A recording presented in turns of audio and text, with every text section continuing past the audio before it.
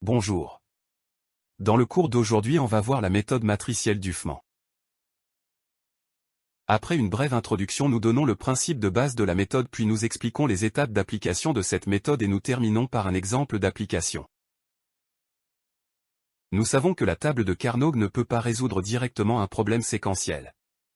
En effet, il ne peut exister pour chaque combinaison de variables d'entrée qu'une seule valeur pour la sortie, c'est-à-dire une valeur par cellule élémentaire du tableau. Il convient donc de rechercher une représentation permettant l'introduction d'une ou plusieurs variables secondaires telles que la méthode matricielle de Huffman.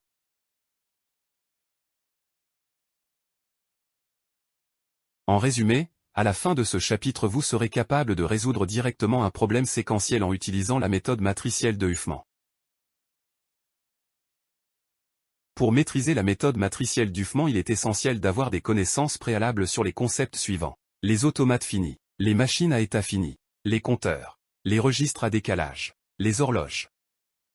La méthode matricielle d'Huffman est un outil utilisé dans le domaine de la conception et de l'analyse des systèmes séquentiels asynchrones. Elle permet de simplifier et de visualiser les étapes de conception en utilisant des matrices.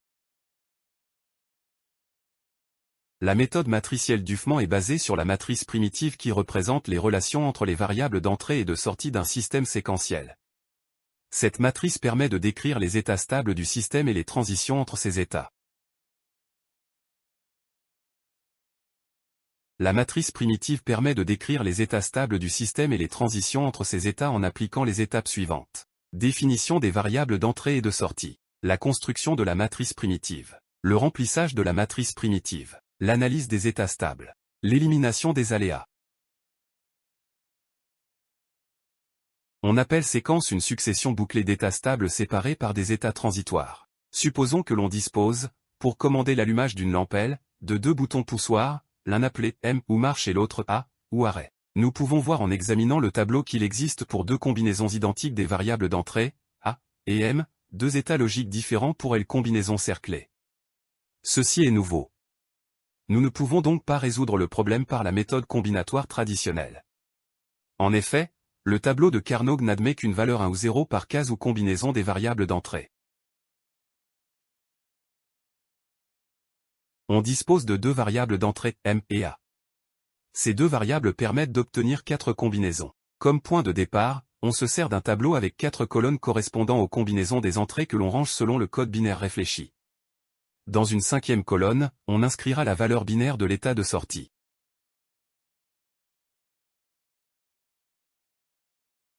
Dans l'état initial, A égale 0, M égale 0 avec L égale 0. Dans le deuxième état stable, une action sur M, rendre, A égale 0, M égale 1, d'où L égale 1. Pour le troisième état stable, lorsqu'M est relâché, A égale 0, M égale 0, et L toujours 1. Dans le quatrième état stable, lorsqu'on appuie sur A égale 1, M égale 0, et L égale 0. Pour le cinquième état stable, l'action simultanée sur A et M, rendre, A égale 1, M égale 1, on a choisi de privilégier l'arrêt, alors L égale à 0. On appelle matrice primitive des états un tableau du modèle de la figure ci-contre, dans lequel il y a une ligne par état stable. Il est maintenant nécessaire de positionner les états transitoires. Ces états transitoires sont situés à l'intersection de la ligne sur laquelle figure l'état stable initial et de la colonne dans laquelle figure l'état stable suivant. Nous savons qu'il est impossible que deux variables commutent simultanément. Pour matérialiser ceci sur la matrice primitive, il convient de hachurer pour les éliminer, toutes les cases pour lesquelles sur une même ligne deux variables changent par rapport à la combinaison des variables qui a provoqué l'état stable inclus dans cette ligne. Dans notre exemple, pour l'état stable 1, A égale à 0, M égale à 0, il faut hachurer la case où A égale à 1, et M égale à 1. Pour l'état stable 2, A égale à 0, M égale à 1, il faut hachurer la case où A égale à 1, et M égale à 0. Pour l'état stable 3, A égale à 0, M égale à 0, il faut hachurer la case où A égale à 1, et M égale à 1. Pour l'état stable 4, A égale à 1, M égale à 0, il faut hachurer la case où A égale à 0, et M égale à 1. Pour l'état stable 5, A égale à 1, M égale à 1, il faut hachurer la case où A égale à 0, et M égale à 0. Il est maintenant nécessaire d'examiner les cases restantes. Si l'on appuie sur A, alors que L est éteinte, on évolue vers une situation analogue à l'état stable 4. On écrit donc 4 dans la case, ce qui montre que l'on passe par l'état transitoire 4. Si l'on appuie sur A, alors que M n'a pas été relâché, on va vers l'extinction de la lampe, donc vers l'état stable 5. On inscrit alors 5 dans la case. Si l'on appuie sur marche alors que la lampe est déjà allumée, ceci n'a pas d'effet et on va vers l'état stable 2. On inscrit donc 2 dans la case. Si on relâche A, et la lampe reste éteinte, on va donc vers l'état stable 1. On écrit 1 dans la case.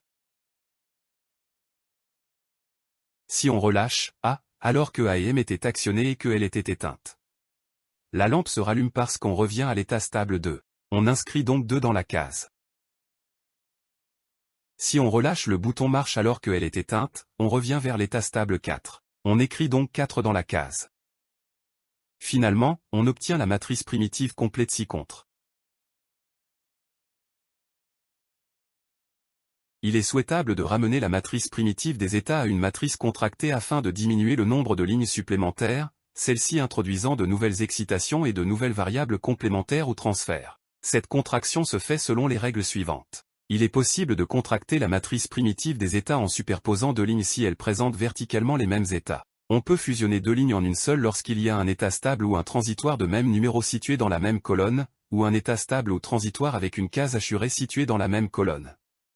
En effet, la case assurée indique que ce cas ne peut se produire et il est donc indifférent. Les états de sortie n'interviennent pas dans les superpositions possibles mais si on a le choix on préférera des états de sortie identiques. Comparons la ligne 1 avec la ligne 2, elles ne sont pas superposables car pour A égale 0, et M égale 0, on a l'état stable 1 sur la première ligne et l'état transitoire 3 sur la seconde. Comparons la ligne 1 avec la ligne 3, elles ne sont pas superposables car on a l'état stable 1 sur la première ligne et l'état stable 3 sur la troisième. Comparons la ligne 1 avec la ligne 4, ces deux lignes sont superposables car on a l'état stable 1 correspond à l'état transitoire 1, à l'état transitoire 2 correspond une impossibilité, à l'état transitoire 5 correspond une impossibilité et à l'état transitoire 4 correspond l'état stable 4. Comparons la ligne 1 avec la ligne 5, ces deux lignes sont superposables. Pour les possibilités de la ligne 2. Ligne 2 et 3 superposables. Ligne 2 et 4 non superposables. Et ligne 2 et 5 superposables. Pour les possibilités de la ligne 3. Ligne 3 et 4 non superposables. Alors que ligne 3 et 5 sont superposables. Enfin pour les possibilités de la ligne 4. Ligne 4 et 5 non superposables. Répartissons sur un cercle en comptant dans le sens des aiguilles d'une montre les 5 points matérialisant les 5 lignes de la matrice primitive des états, nous obtenons la figure 6. Relions toutes les lignes superposables ensemble comme le montre la figure 7, nous obtenons le polygone de fusion.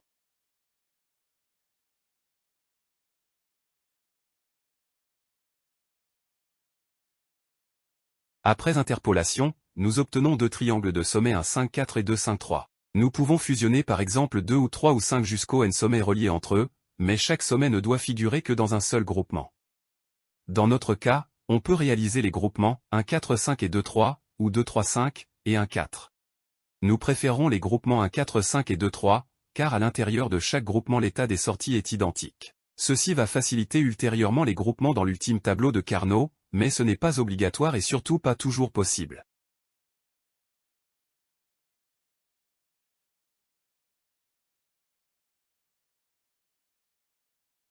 Superposons les lignes 1 4 5 représentées dans la figure 8.